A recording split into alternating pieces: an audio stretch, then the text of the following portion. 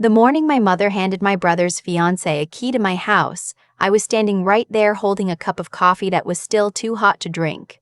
She didn't knock. She never knocked.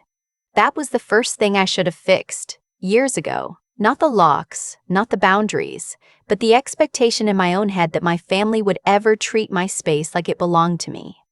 My name is Lacey. I'm 31 years old.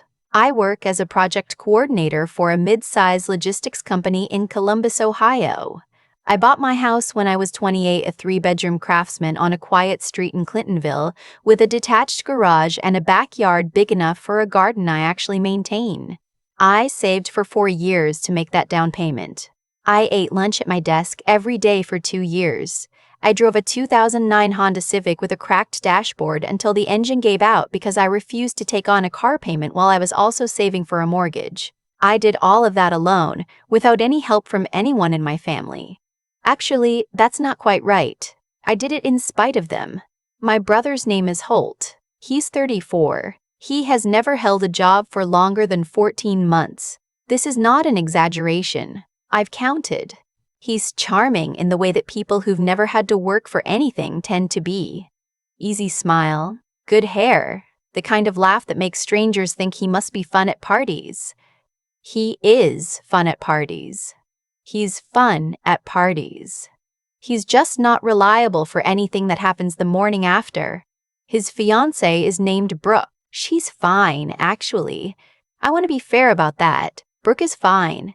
She's not the villain of this story, even though she was standing in my living room that Sunday morning looking at my bookshelves like she was already mentally rearranging them. She didn't know. I genuinely believe she didn't know what my mother had told her, or what my mother had promised, or what my mother had decided without ever once asking me.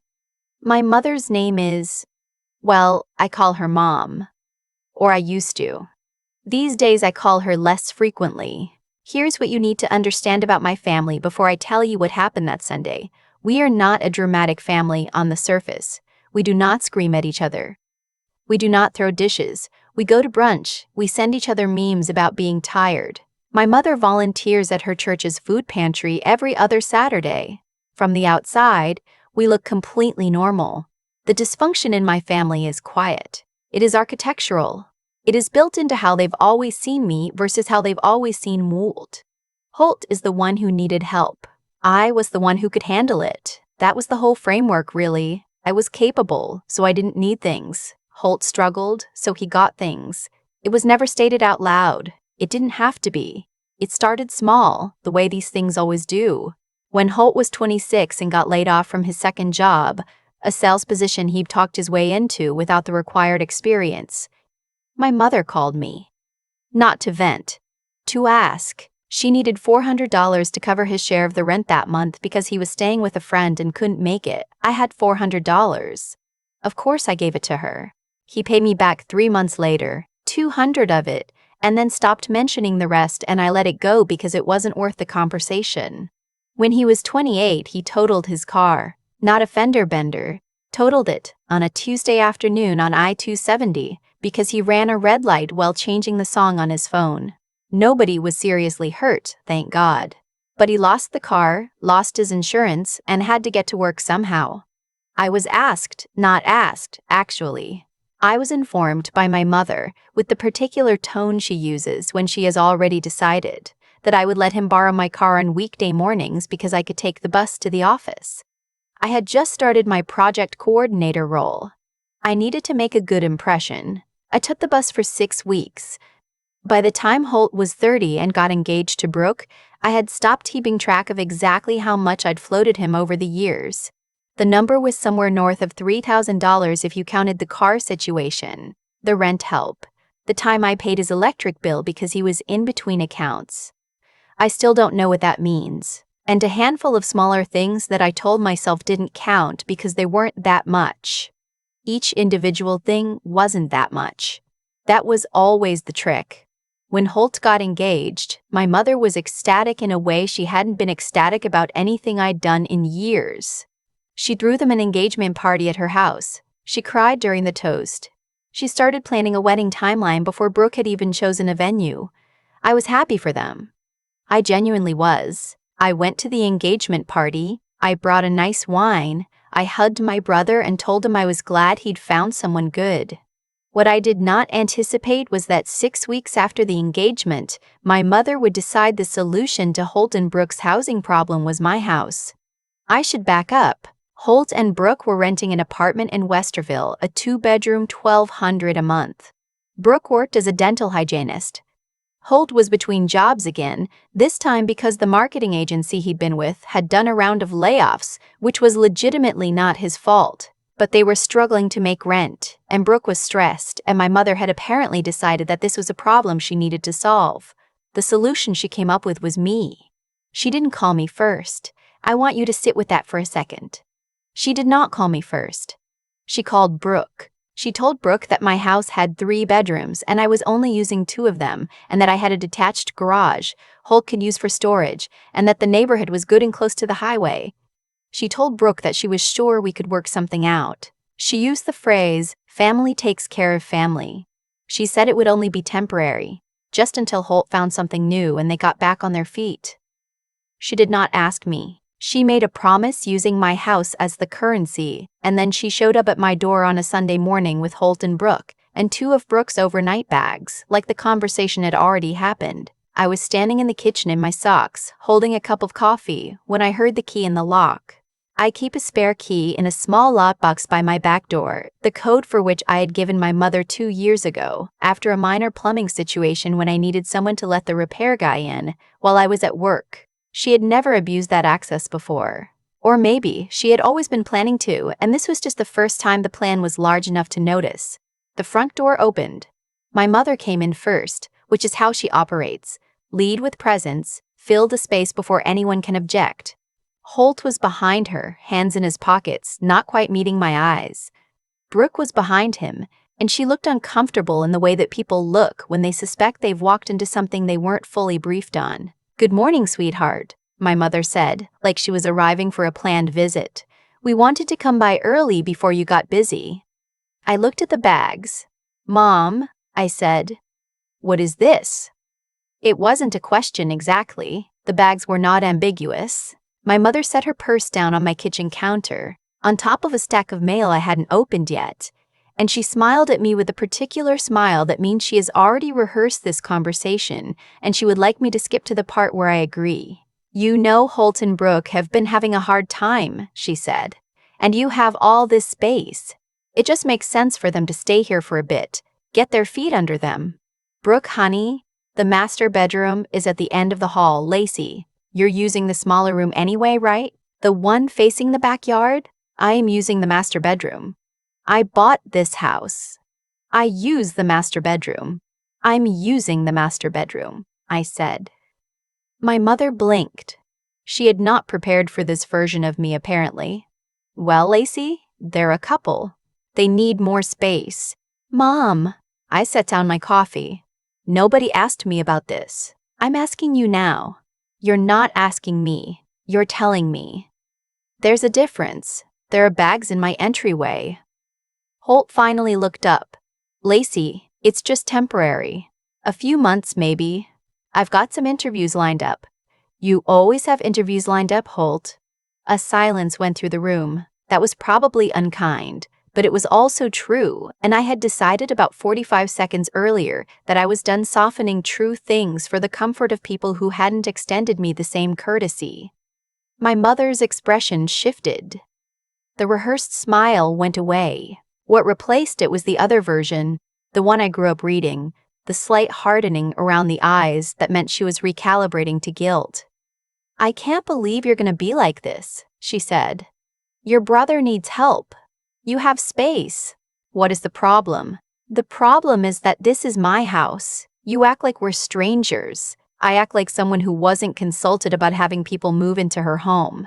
"It's temporary, Lacey. Why are you being so difficult? You've always been so difficult. You've always been so difficult." And there it was. I had been waiting for that word since the moment the front door opened. Difficult. That's what I am when I have needs that inconvenience other people. I was difficult when I stopped lending Holt money without a repayment plan. I was difficult when I said I couldn't take the bus for a 7th week because I had an early client meeting. I was difficult, apparently, right now, for standing in my own kitchen on a Sunday morning and pointing out that 3 adults had shown up with luggage without asking me first. Brooke, to her credit, touched Holt's arm and said quietly, "Holt, I told you we should have called." He didn't respond to her. He looked at me and said, "You're really going to turn us away? Just like that?" "I'm not turning you away. I'm telling you that you can't move in without a conversation. Those are different things. We're having the conversation right now." "No, right now you're presenting me with a done deal and waiting for me to accept it. That's not a conversation." My mother made a sound. Not quite a word, more of an exhale of exasperation, and said, "Lacey, you have 3 bedrooms. 3. You live alone. What do you need 3 bedrooms for? I have a home office in the 2nd bedroom. I have a guest room in the 3rd. I have worked very hard to have exactly the space I have, and I do not need to justify the square footage of my own house to anyone." I didn't say any of that. What I said was, "I need everyone to go home, and I need my spare key back." My mother looked at me the way she had looked at me at my college graduation when I gave a speech that went 30 seconds longer than the program allotted, like I was doing something mildly embarrassing in front of witnesses. "You're serious," she said. "I'm serious. You're going to send your brother away. I'm going to ask everyone to leave my house so I can think. And I am going to need my key back, because that key was for emergencies, and this is not an emergency." Holt shook his head. He picked up one of Brooke's bags, which was either conceding the point or just moving it out of the way. I couldn't tell. Brooke was already moving toward the door. She looked, honestly, relieved. My mother did not move immediately. She stood at my kitchen counter for another few seconds, looking at me, and I could see her deciding whether to escalate or retreat. She chose a 3rd option, which was to leave in a way that made her exit feel like a statement. "I hope," she said, "that when you need something someday, someone is kinder to you than you've been today." She put the spare key on my counter. Then she left. The front door closed. I stood in my kitchen in my socks, and I did not cry, which surprised me because I had thought I might. Instead, I just felt very still, like the house had taken a breath. I drank my coffee, which had gone lukewarm. Then I did the thing I probably should have done years ago. I called a locksmith. He came that afternoon. Sunday rates, which cost me an extra $40, but I paid it without resentment because some things are worth the premium. He replaced both the front and back door locks, rekeyed the garage, and put a new code on the back lockbox. I chose a code my mother didn't know. I chose it because I realized, standing there watching him work, that the old code was my parents' wedding anniversary. I had chosen it because it was easy to remember. I had not thought about what it meant. That I had literally encoded my parents into the access to my own home. New code. My choice. Nobody else's. I did not call my mother that day. I did not call Holt. I cooked dinner, watched something undemanding on Netflix, and went to bed at a reasonable hour. I slept well, which also surprised me. The text started the next morning. "My mother, you really hurt your brother yesterday. I hope you know that." Holt, fine, we figured it out. Didn't need you anyway. My aunt, my mother's sister, who lives in Dayton and who I speak to approximately twice a year, sent a message that said, "Your mom told me what happened." That wasn't very nice, Lacey. I read all of them. I did not respond to any of them. I got dressed, went to work, and had a productive Monday.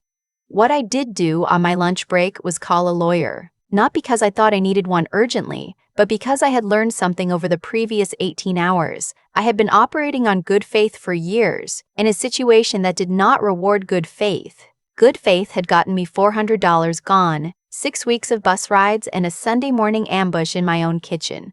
I wanted to understand exactly what my rights were in writing, from someone whose job was to know. The lawyer, a woman who handled property and family matters, recommended by a colleague, was matter-of-fact and efficient.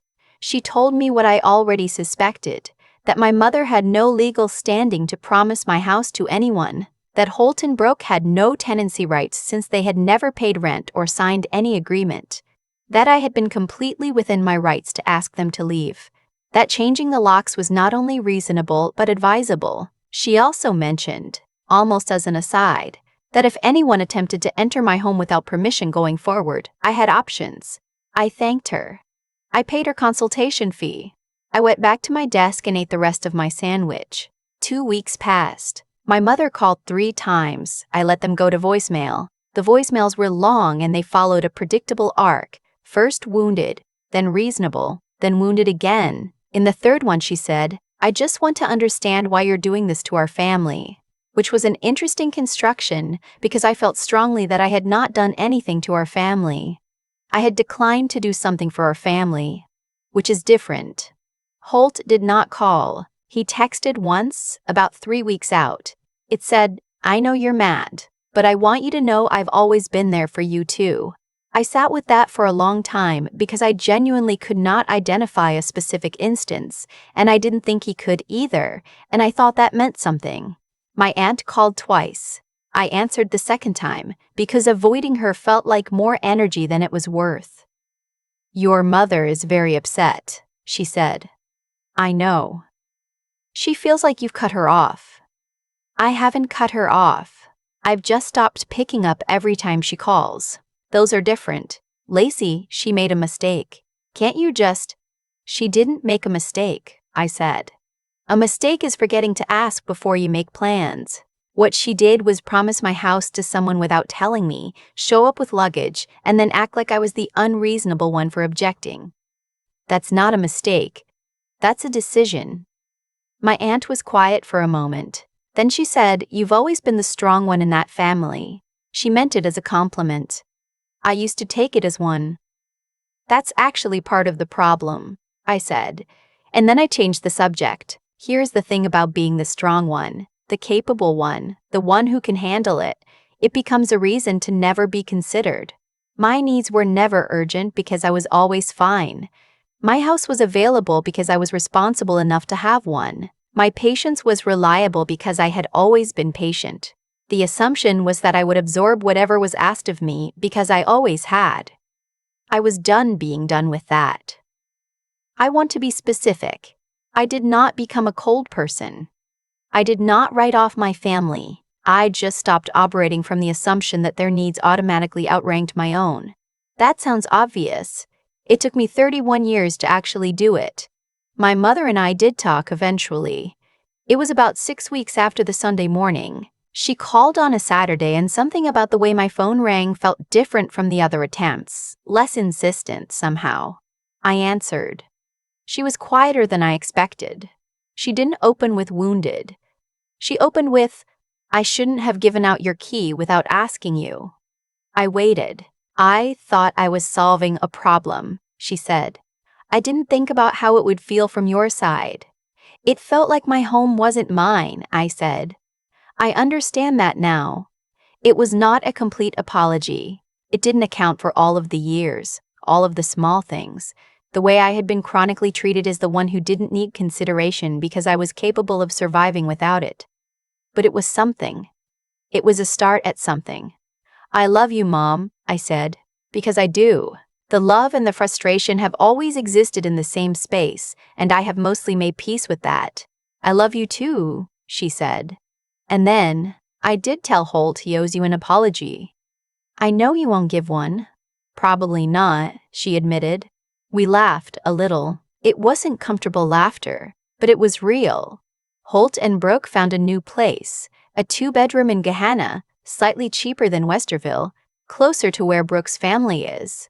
Holt got a job, a legitimate one, with an HR software company that seems stable. I don't know if he'll stay. I have stopped making predictions about my brother. I love him in the specific way you love someone you've known your whole life and no longer expect to be different than they are. My locks are still changed. My spare key is with my neighbor, Tarap, a retired school librarian who waters my plants when I travel and who has never once used that access in a way I didn't sanction. My backlog box has a new code that only I know. My mother does not have a key to my house anymore. She has not asked for one back, which I think means she understood something in the exchange that she hasn't put into words yet. That's okay. Some things don't need to be said to be understood. Last month, I put a raised garden bed in my backyard. Something I'd been planning since I moved in but kept putting off. It took me most of a Saturday. I got dirt under my fingernails and sunburned my shoulders and planted tomatoes and 2 varieties of basil. When I was done, I sat on my back steps with a glass of water and looked at what I'd built, in my backyard, behind my house, on ground that belongs to me. It was a very good day. One of the best I can remember in a while, and it was quiet and entirely mine in a way that used to feel selfish to want. It doesn't feel selfish anymore. I've thought a lot about what made that Sunday morning different from every other time I'd given in. I'd handed over money before without making a scene. I'd given up my car without arguing. I'd written off debts I never should have extended in the first place. All in the name of keeping the peace. So what was different this time? I think it was the bags. There's something about luggage in your entryway that clarifies things in a way that a phone call never could. You can soften a request with tone. You can't soften 2 duffel bags in an overnight case sitting on your hardwood floor on a Sunday morning without anyone having asked. What I've come to understand, and this took me longer than I'd like to admit, is that the pattern my family had with me was never random. It followed a logic, even if that logic was never spoken. I was reliable, so I was leaned on. I was capable, so I was taken for granted. Every time I absorbed something that should have had a limit, I wasn't being kind. I was teaching them that there was no limit. That's on me as much as it's on them. I don't say that to be hard on myself. I say it because it's true, and because the truth of it is actually useful. What Holt got away with for years was not because my mother is a bad person or because he's irredeemable. It's because the system we all participated in rewarded his neediness and made my competence invisible. Every dollar I gave without a real conversation about repayment told him that money could be extracted from me. Every time I moved over to make room, I confirmed that my space was negotiable. Actions teach people how to treat you, not speeches, not boundaries you announce and then don't hold. Actions. That Sunday I held one. I asked everyone to leave. I got my key back. And that same afternoon, I called a locksmith and paid the Sunday rate without complaining because I understood that $40 extra was not the cost of the locksmith, it was the cost of finally being serious. The hard thing about developing that kind of clarity later in life, and 31 is not old, but it's old enough to have a pattern, is that you have to hold it even when the people you love frame it as cruelty. My mother told me she hoped someone would be kinder to me someday than I had been that morning. She meant it to sting, and it did a little. But I also knew, standing in my kitchen after they left, that what she called unkindness was just the first time I had treated my own needs as non-negotiable. It felt unfamiliar enough to look like something else. Resilience isn't loud. It's not the dramatic moment where you flip the table and say everything you should have said years ago. Most of the time, it looks like quietly calling a locksmith. It looks like not answering a phone call and getting a full night of sleep anyway. It looks like planting tomatoes in a backyard that is entirely and unambiguously yours. I don't know what Holt will do with his life. I genuinely hope the new job holds. I hope he and Brooke find something stable and good. I love my brother. That has not changed. What changed is that my love for him is no longer the same thing as my willingness to be diminished by him. Those 2 things lived together in me for a long time, and separating them was the work. That's the work I'd point anyone toward who recognizes something of themselves in this story. You can love people and still lock your door.